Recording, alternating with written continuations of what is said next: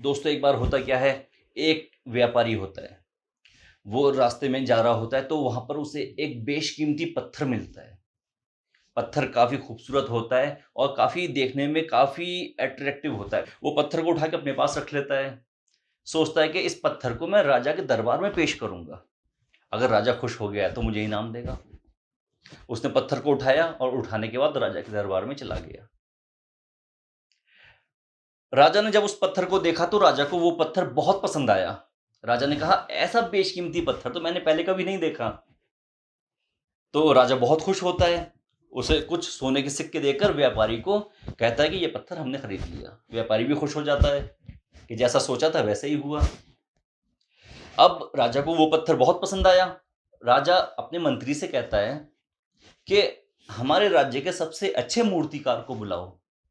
मंत्री सबसे अच्छे मूर्तिकार को बुलाता है। राजा मूर्तिकार से कहता है कि मेरे पास एक बहुत बेशकीमती पत्थर है, बहुत खूबसूरत पत्थर है, अनमोल पत्थर है। मैं चाहता हूं कि तुम उस पत्थर को तराश कर एक ऐसी मूर्ति बनाओ, एक ऐसी मूर्ति बनाओ, ऐसी मूर्ति जो आज तक कभी किसी ने ना बनाई हो। मूर्तिकार बहुत खुश होता है। राजा कहता है कि अगर तुमने ऐसी कोई मूर्ति बना दी तो मैं तुम्हें 100 सोने के सिक्के दूंगा। तो मूर्तिकार और ज्यादा खुश होता है। तो वो पत्थर को उठाकर मूर्तिकार अपने घर आ जाता है। घर पे आने के बाद अपने औजारों को उठाता है। औजार उठाने के बाद अब जैसे ही पहला वार, हथौड़ी का पहला वार पत्थर पे करता है, पत्थर पे कोई फर्क नहीं पड़ता।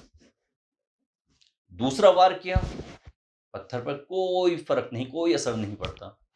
तीसरा वार किया, पत्थर पे कोई फर्क नहीं। यहां तक के चौथा, पांचवा, छठा, सातवां, 10 वार कर दिए, पत्थर ज्यों का त्यों रहता है, उस पर कोई फर्क नहीं पड़ता। तो मूर्तिकार सोचता है कि आमतौर पे 3 या 4 वार करने पर, हथौड़ी के 3 या 4 वार करने पे पत्थर टूट जाता है और मैं पत्थर को तराशना शुरू कर देता हूं, लेकिन इस पत्थर में ऐसी क्या बात है। तो फिर वो दोबारा से कोशिश करता है, दोबारा से हथौड़ी मारनी शुरू करता है। 1 2 3 4, यहां तक के 50 हथौड़ी का वार कर देता है और पत्थर पे कोई फर्क नहीं पड़ रहा। मूर्तिकार अब परेशान है। अब वो सोच रहा है कि आखिर इस पत्थर में ऐसा है क्या। यहां तक कि वो वार करता जाता है, करता जाता है, करता जाता है, पत्थर नहीं टूटता। यहां तक कि वार करते करते करते करते वो 99 बार हथौड़ी से वार करता है, लेकिन पत्थर नहीं टूटता।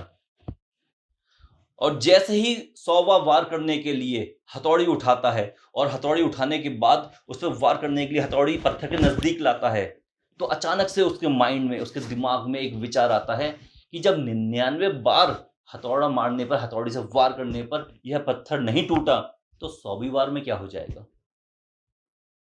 और यह सोचकर वो हथौड़ी नीचे रख देता है और पत्थर को उठाता है और उठाने के बाद राजा के दरबार में उसे हाजिर पेश कर देता है कि इस पत्थर में कोई चमत्कारी शक्ति है।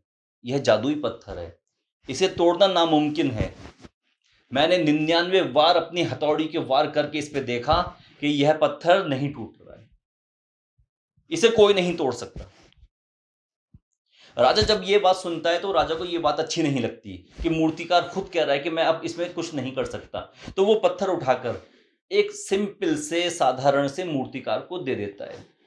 उससे कहता है कि तुम इस पत्थर में कोई मूर्ति तराशो जो तुम्हें पसंद हो और इस पत्थर को हमारे सामने दरबार में ही तराशो। मूर्तिकार खुश होता है। मूर्तिकार उस पत्थर को अपने सामने रखता है और रखने के बाद अपनी हथौड़ी उठाता है और जैसे ही हथौड़ी उठाने के बाद पहला वार वो पत्थर पे करता है,